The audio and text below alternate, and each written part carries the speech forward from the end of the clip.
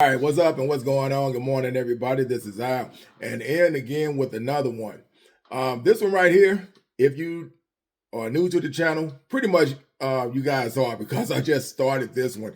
This is my new journey for 2026. I am full-fledged in on a daily basis, if not daily, 1-2 no limit holder. I have it right in my backyard. I'm 13 minutes away from the nice, respectable setting. Very nice, 9-seated, plenty of tables, plenty of food, all the drinks if you want to drink.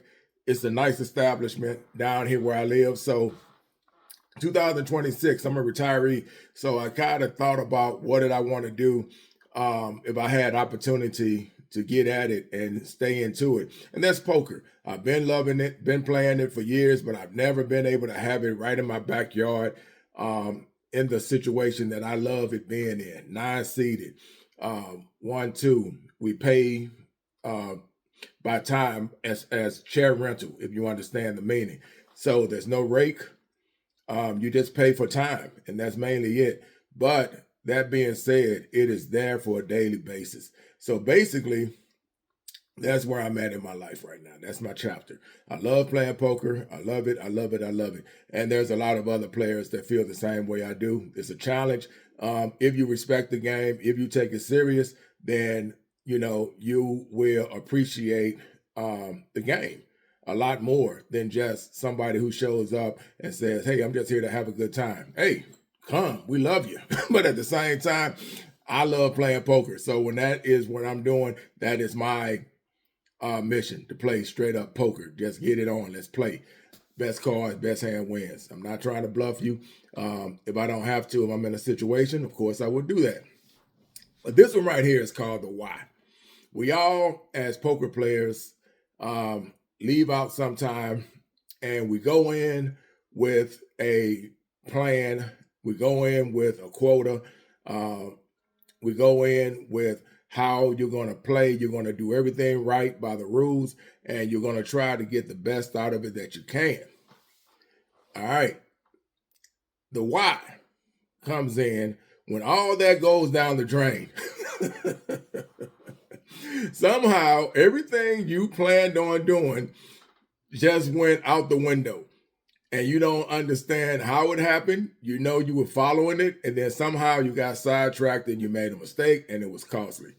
So case in point, yesterday, this is Thursday, I believe. By the time you see this video, it's already passed. But anyway, this just happened. So today is the 26th. So this was on the 25th. So February 25th. So anyway, I'm playing and I'm doing good. I bought in for 300. It's a 1-2, and I got mine in early. I was pretty much in a good earn situation. I was up to close to 500 within an hour and a half. I had already pretty much did what I normally say. If you see my other video, all this stuff is new, but I made a video where I'm saying $300 a day can be made easily in poker if you follow these rules, right? So anyway, I did that, following the rules. Only thing was I took sand to the beach. So I took the wife. And normally, if I'm playing by myself, then I can concentrate and stay focused on exactly what I said I was going to do. When I took her with me, and this isn't an excuse, it's a learning experience. It's a learning for me, right? To make sure that from now on, do not put myself in that situation.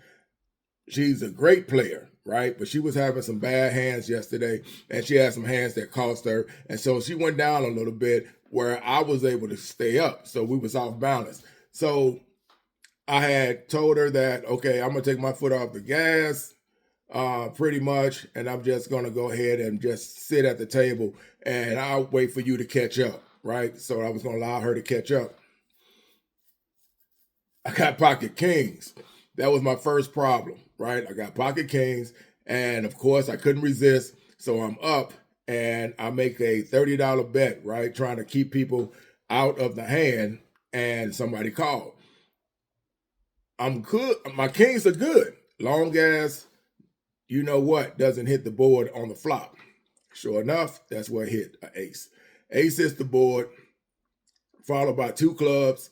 So I have nothing but my kings in my hand. Of course, the player, I have to check, right? I can bet, but I have to check because he called 30. So I'm putting him on an ace, something. I don't know what he really has, but I know he's going to take advantage of it if I check. So I go ahead and I check. And of course, he bets and I have to fold. All right. So that was my first downfall. So I'm 30 down now from my winnings. Another session came up and I had pocket sevens. So when pocket sevens hit my hand, of course, I betted 7 and a guy called. Now, could I have betted higher? I probably could have if I was still playing in thirst mode, but because I had pocket sevens, I like sevens, I just said, you know what, I'm gonna gradually put this in right quick and see what happens. So I betted. I had 2 callers and it rolled off on the flop 6 deuce deuce. So instead of me checking, I fired because if the person called 7 and I've started it first, I had to keep representing. There was nothing that was higher than my 7. The 6 was the highest on the board, followed by 2 twos. I didn't put them on that type of hand. So I fired. And of course, he is a loose player, so he tries to strong arm on the table, and he goes, I think he 3-bet me. So I thought about it for a minute, and I said, he could have called me with 6s. I don't know. Maybe he called me with a deuce. I don't know. But at the same time, I got caught up in my moment. So I'm thinking my 7s are still good. So I think about it. I'm thinking if he wants to make money, why would he go over the top?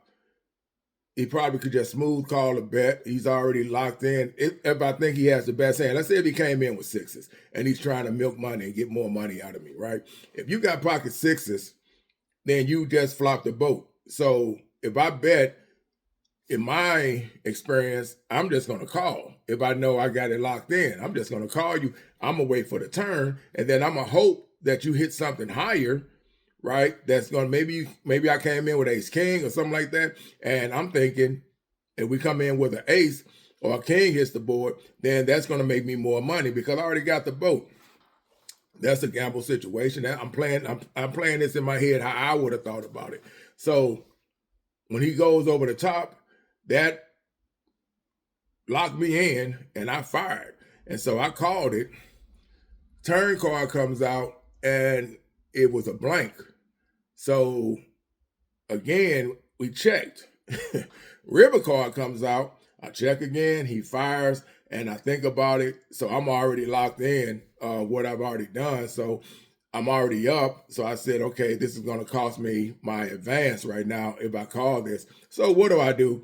I call it because I'm giving him benefit of the doubt that he's trying to strong arm me. So there's nothing on the board. So I just go ahead and I call it.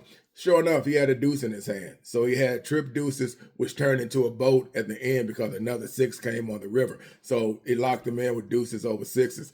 And that is how I started my downfall. So again, we always ask ourselves the why. Why didn't I just stick to my plan? Why did I let these hands cause me a problem? Why did I allow this to happen? And that is the game of poker, right?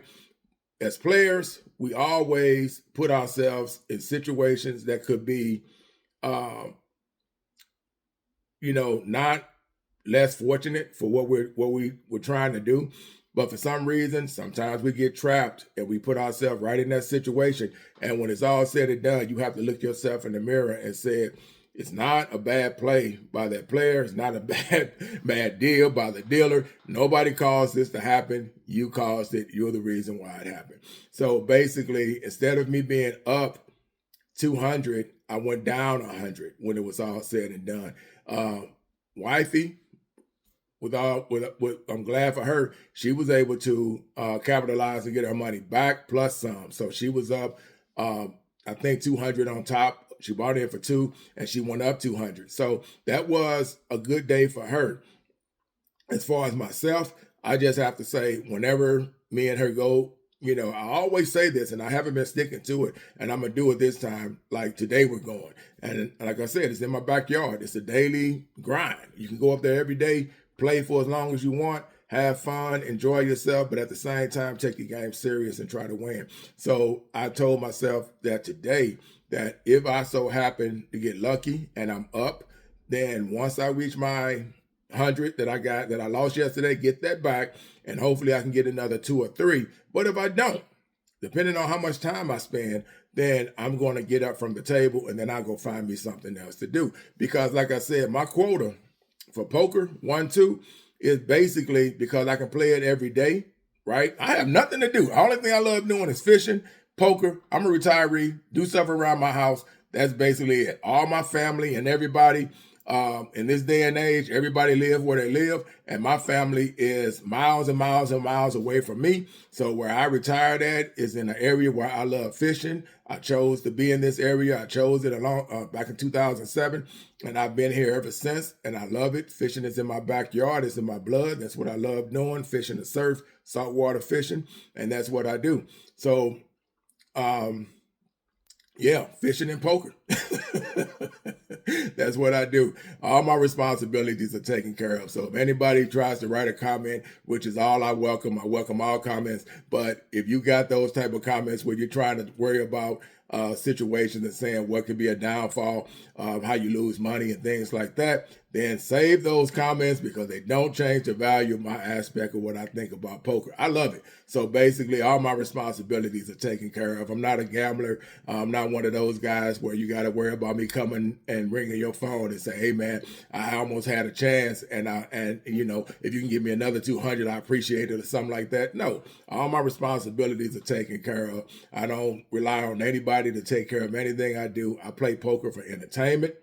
I don't go out. I don't buy clothes. I buy ball caps, of course, but I don't waste my time with a lot of the things that we used to do when we were young. That's not my brand. So basically, all those things are out of my system. I don't chase. I don't drink. I don't do anything. So my money that I use is just for poker, and I enjoy it. So it recoups, right? It also recoups.